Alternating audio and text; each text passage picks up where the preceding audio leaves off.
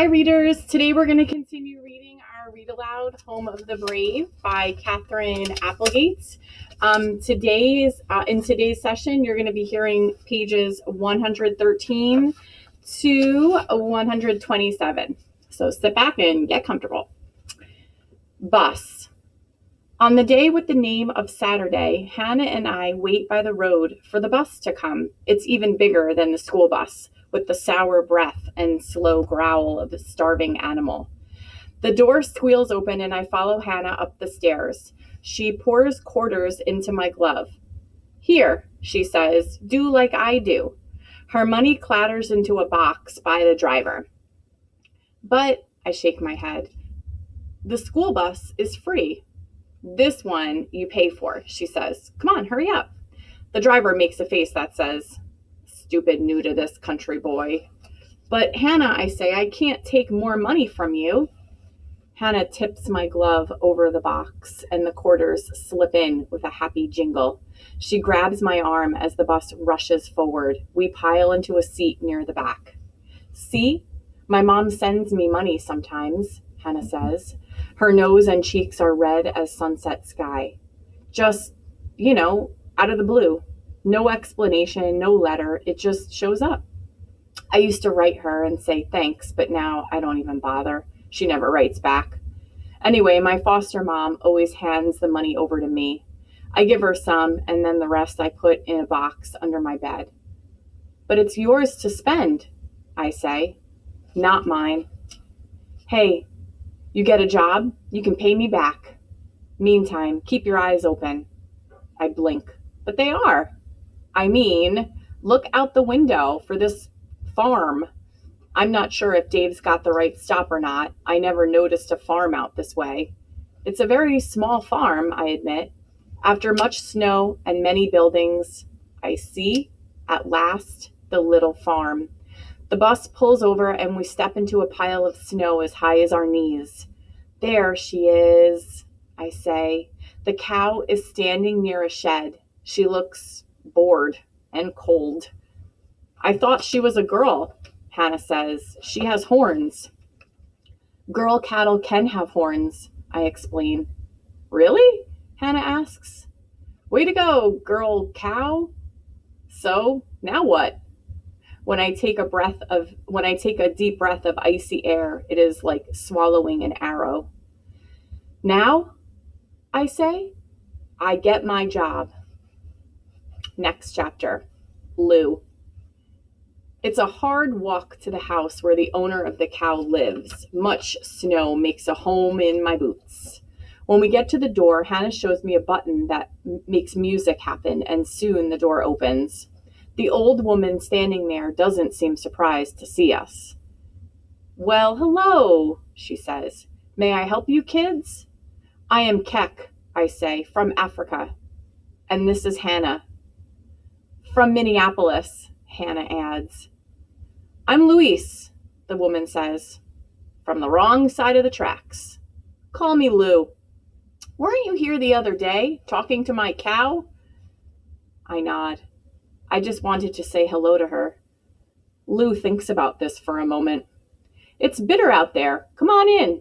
We step into safe, warm air and sweet cooking smells. So, are you two selling something? Lou asks. Raising money for school? I'm here about your cow, I say. I see, Lou nods slowly. I think that she is not so happy, I say. I try to say it gently so that my words will not sting like an insect. Lou puts her hands on her hips. She's wearing jeans like mine and a big shirt. Her hair is short and silver like a fresh moon, and she has many wrinkles to show her great knowledge of the world. You two better sit. This may take some time. Lou points to the kitchen table. I was unaware that my cow's depressed, although I'm not entirely surprised. She's seen better days. Lou pushes a plate of cookies in front of us. Chocolate pieces teased like jewels in sand. Please, she says, have some. I don't want to be impolite, so I take 5. He's big on chocolate, Hannah explains. Lou laughs. Now tell me, Kek, how you come by your knowledge of cows. Next chapter, cows and cookies. Of course I want to answer, but I know it's important to eat all of the cookies first so that Lou won't be offended. Hannah helps. See, Keck just got here from Africa. He's staying with his aunt and cousin, and he accidentally put her dishes in the washing machine, and now he needs some money to buy new ones. And since in Africa his family had a lot of cattle, he thought that maybe you could use some help. She pauses to take a bite of cookie, and now she can't talk either. Lou says. She goes to the cold, tall box to get some milk. I'm a little sad to see that the milk is not the chocolate cow kind. She pours the milk into glasses and watches while we drink. My husband's family came here from Norway, Lou says, and my great-great-grandfather came to the U.S. on a boat from Ireland. She pours herself a glass of milk. But Africa? Wow! How are you handling winter? The cold hurts, I answer. But the snowballs are good. Lou smiles. So tell me why you think my cow is unhappy. It isn't because you don't care well for her, I say quickly. Now as well as I should, Lou says. My husband died last year, and with my achy old bones, I am having a hard time keeping up. She picks up a cookie but doesn't eat it. I may have to sell the place soon. I had an offer, a good offer, and I have a lot of hospital bills to pay off. I don't know, we'll see. We're all kind of quiet for a while. So, Lou says at last, what is it you think my old cow is in need of? She needs to be brushed and fed the finest hay. And without other cattle, she's lonely, I answer. She needs someone to talk to her. In my old home, they would laugh at me, but when I talked to the cattle, they would grow calm and easy to herd. I wait. Maybe my words are broken, like my aunt's dishes, chips and shards that will not make a hole.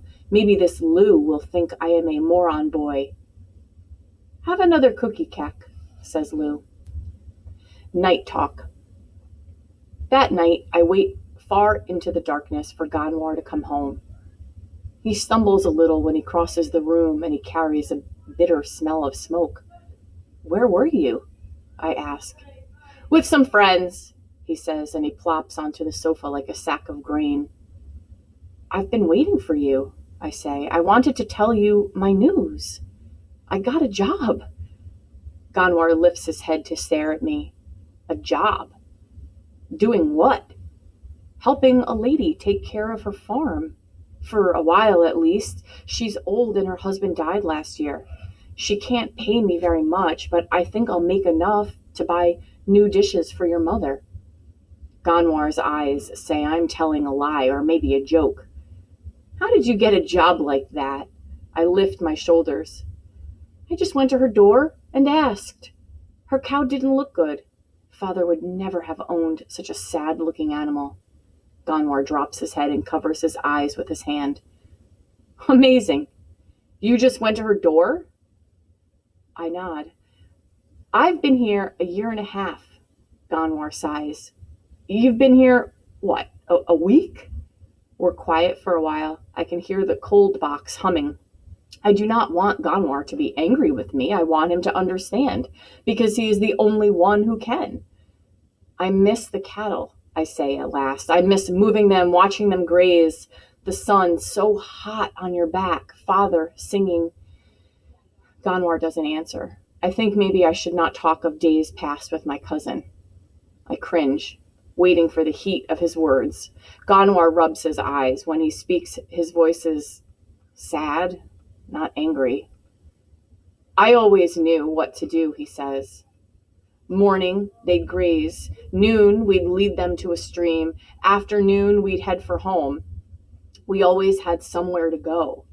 Not like here, stuck in the apartment or at school. He sighs. It all made sense. Here, nothing makes sense. Maybe it will, I say. Maybe if we're patient. I hear the fear and hope fighting in my voice. We don't belong here, Keck, Ganwar says. This isn't our country. It never will be. Lots of people come to America from other countries, I say. Miss Hernandez taught us that. Ganwar rolls his eyes. Poor immigrants, illegal immigrants. Maybe someday we can go home again, I say. The war is older than our fathers were. The war is forever, Ganwar replies. He closes his eyes. Then where do we belong? I ask. I can see that he's sleepy, but I want Ganwar to tell me this one thing. I wait a long time for Ganwar to reply, but he's asleep, snoring softly. I watch his untroubled face. I cannot seem to get up. Ganwar's words lie in my lap like huge rocks. I am not strong enough to move. I sit and sit, waiting for the sleep my cousin has found, wishing for the dreams of our old life of fine, strong cattle, gently complaining like tired children as we guide them safely home.